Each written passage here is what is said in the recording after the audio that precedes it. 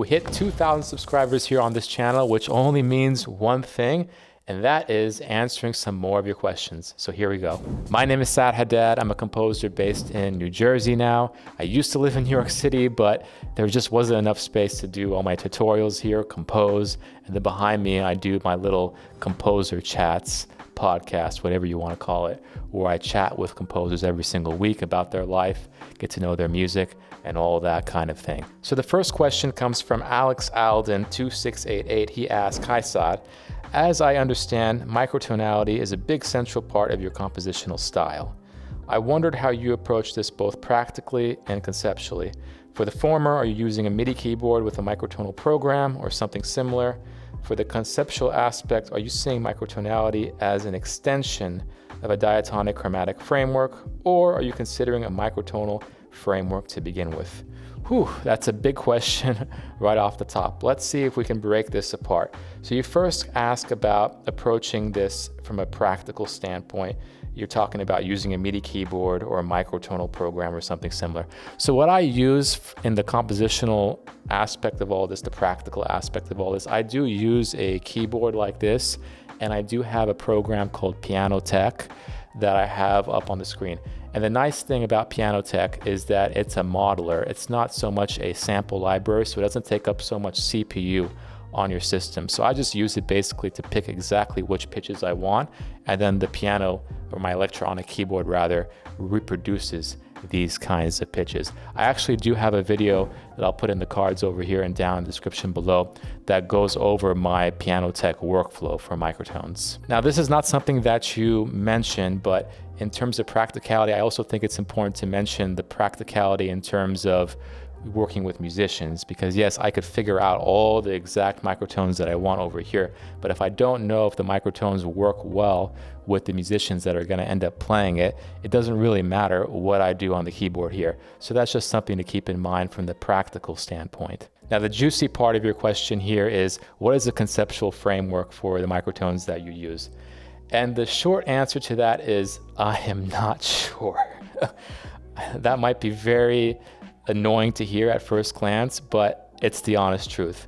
Why? Well, every single piece has its own kind of conceptual framework. It's not that I have one overarching conceptual framework that ties all the pieces together. I tried to make a system like that a few years ago, but it just didn't work. I found out that each new piece that I was writing demanded something new in terms of the microtones. For example, there's a piece that I recently wrote, by recently I mean 2021, called my Second String Quartet. And in that particular piece, I wrote it in 3 different sections. The very first section is completely diatonic. There are no obvious uses of microtones there except for decoration here and there. The second part of the piece is completely chromatic, meaning I added some of the black notes on the piano with some microtonal decoration, but not using it as a substantial harmonic part of the piece.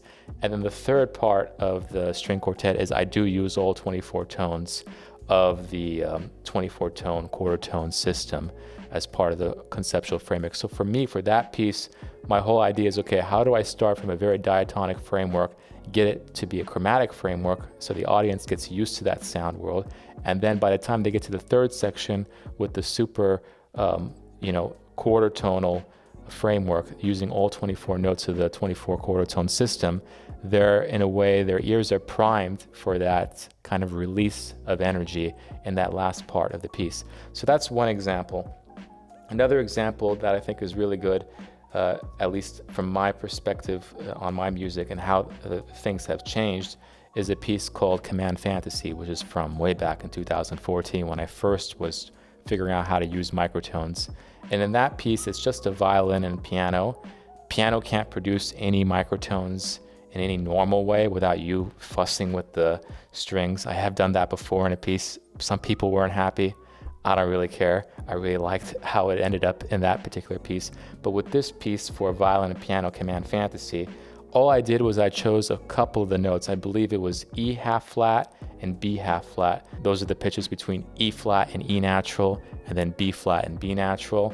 Those 2 particular pitches formed some important scale degrees in a couple of maqamat that I was using, in other words, the Arabic modes. So when you go into some of these non-Western modes, like the raga, like the maqam, etc., you will get certain scales that have specific scale degrees that are tuned in different ways.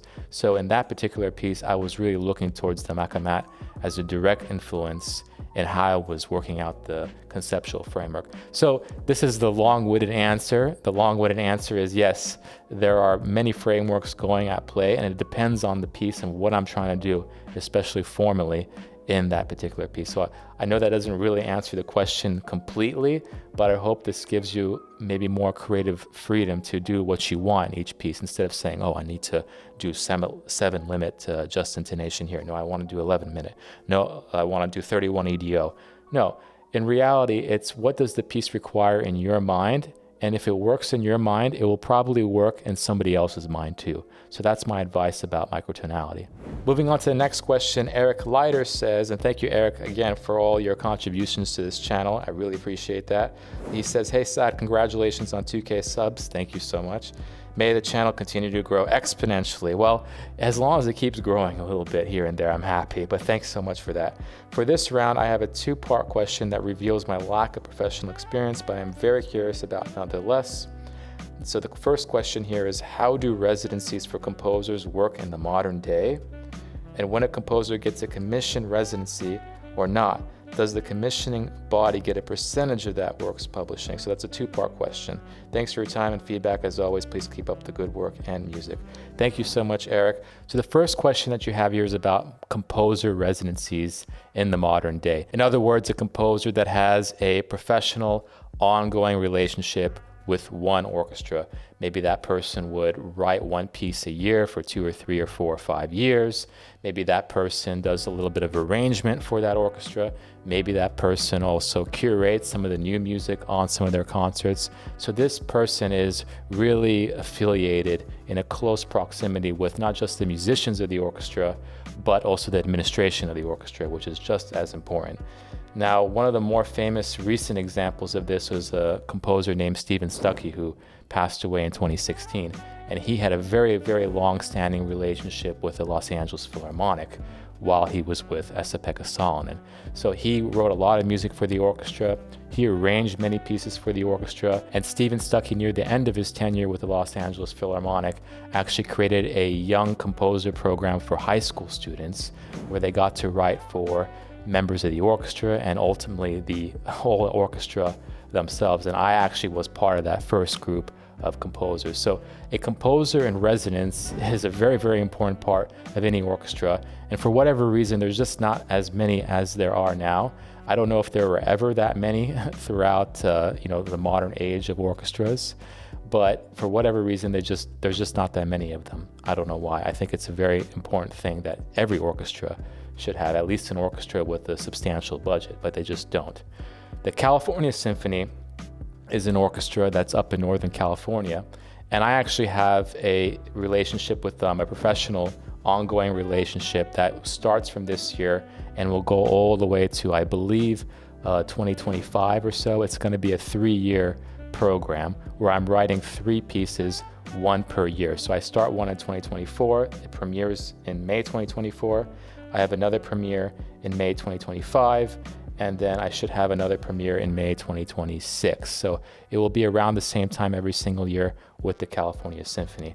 Now, as far as I'm aware, I don't think I have many other responsibilities besides maybe some educational outreach stuff that I'm doing with them, but that's just an ongoing collaboration. Those are things that we're going to discuss with the orchestra, with the administration as time goes on. So I don't really have that much more information about it, but as more information comes through, I will do one of these talking head videos and explain a little bit about how that residency is going. But yes, the short answer to that question is no, there are not that many that happen. And even when they do, the relationship with the administration and the orchestra is different. With Esa-Pekka Salonen and Stephen Stuckey, it was extremely intimate and it was very long, almost 20-year relationship. With me and the California Symphony, it's a bit of a smaller orchestra, not as much of a budget, and they're also having me there for a very limited period of time, just 3 years. So it's a very different kind of relationship, and you can't really expect the same kind of things to happen out of each of these residencies as something like a Stephen Stuckey, Esapekka Sal, and LA Phil relationship. But really great question. And the second part of Eric's question here is, does the commissioning body get a percentage of that work's publishing? Okay, so I'm gonna zoom out here and just talk about what publishing is in general, what Eric means here by publishing and getting a percentage of the publishing. So when you write a piece of music, right, you get what's called a writer's royalty and a publishing royalty. And you as the composer need to be registered with an organization like ASCAP in the US or BMI in the US. If you live in Canada, SOCAN, right? And if you register your pieces with these entities, every time your piece gets performed, you will get a royalty like within the year of that piece. So for example, if you have a piece for orchestra, I mean, this is a big body of people. And usually what happens is a piece like that gets a bigger royalty amount than, say, a string quartet or a violin duo or a solo flute piece. So what would happen is you would get a writer's cut. Maybe it's around $500-600 per performance. It really depends on the length of the piece, but let's go ahead and say $500 just to make the math easy. And then the publishing rate would be another $500, okay?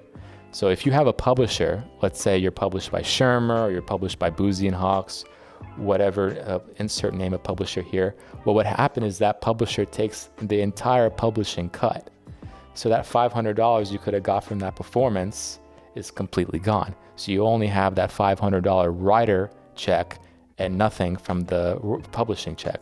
So at least for me, I like to keep everything. I like to have all the funds to myself because to me, I'm doing all the work, right? So I like to keep both. Now, Eric's question goes even further. He doesn't say just, are you talking about a publisher? He's saying, oh, can the commissioner put in the contract, hey, I want a percentage of your publishing? Well, technically they can put anything in a contract, but you as the composer have to either agree or disagree to it, right? So personally for me, I've never seen that in a contract. And by the way, if I ever do see it in a contract, or if you ever see it in a contract, my suggestion is you look at the contract, you tell them, no, I'm not going to do that. And if they disagree with you, you just take the contract, you give it back to them, say, thank you so much. Really, really nice talking to you. I'm going to go and write for somebody else. Because already the payments are so low for commissions and royalties compared to the amount of work you're doing, that if you allow a commissioner to take a percentage of the publishing fee, that's definitely not entitled to them. Basically what's happening is that we're doing a race to the bottom. Basically, who is going to do the work for the least amount of money? And that doesn't help anybody out. So thanks again, Eric, for your question. All right, and the last question comes from I Like Debussy. Well, I like Debussy too. Okay. What is your thought on composers like Ludovico, Einaudi, Kenny G, and Max Richter? Congrats for 2000. Thank you so much. I like Debussy. Well, all those composers to me actually are really able to bridge that gap between your hardcore classical music, right? Especially of the minimalistic brand, your Steve Reich, your Philip Glass, and popular music that uses more common progressions and also are shorter in length and things of that nature. So I really appreciate what they're doing, and not to mention Kenny G, who is doing that same kind of thing but in the jazz world. I actually kind of want to respond to this in a different way and actually share with you my Kenny G story, because I've actually seen Kenny G in person, but in a very specific way, which was really exciting. While I was in high school, I was playing piano in my jazz band. I actually didn't know what the heck I was doing. I wasn't really a pianist at all, but the jazz band at my high school really needed any pianist to play the keys, so I did. And somehow, some way, we ended up opening for the Playboy Jazz Festival at the Hollywood Bowl that year, which was very, very exciting. And the thing is with the Hollywood Bowl is when you go to this Playboy Jazz Festival, this is a festival that occurs throughout the entire day. It's like a 12-hour festival. So naturally, not many people are going to be there for the very first act. So what they want to do is they put like an opener that isn't like necessarily a famous act or anything like that. So they give it every year to a high school jazz band that somehow is connected. I don't actually know how we got chosen. We weren't really that good, I feel like. At least I didn't feel I was very good. But anyhow, we were on this platform, right? It's a circular platform. And what happens to this thing is it spins around like this. So you would sit on this platform and you wouldn't be facing the audience yet. You would just be backstage. And then when it's time for you to play for the audience, the whole thing would spin around, and then you would be exposed to the entire 17,000 person auditorium. So it was really, really crazy to know that, okay, this thing is about to spin and we're about to see a bunch of people.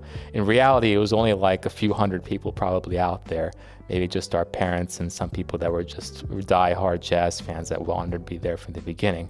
But at any rate, while we were spinning around, Kenny G happened to be right there, and he was wishing us all really good luck on our performance. So ever since I saw Kenny G there, it was probably like, it must have been 2009 or 2010, sometime that long ago. Ever since I saw him then and heard his words of encouragement, ever since then, my view of Kenny G has been nothing but positive. Every time I hear his music, or every time I see an interview, or every time he's on some talk show or anything, I can only remember positive thoughts about that. So there is something about that personal relationship that I think helps a lot when you're getting to know different composers, and maybe composers that you might not naturally think that you would be attracted to at the first go around. So thanks again for that question.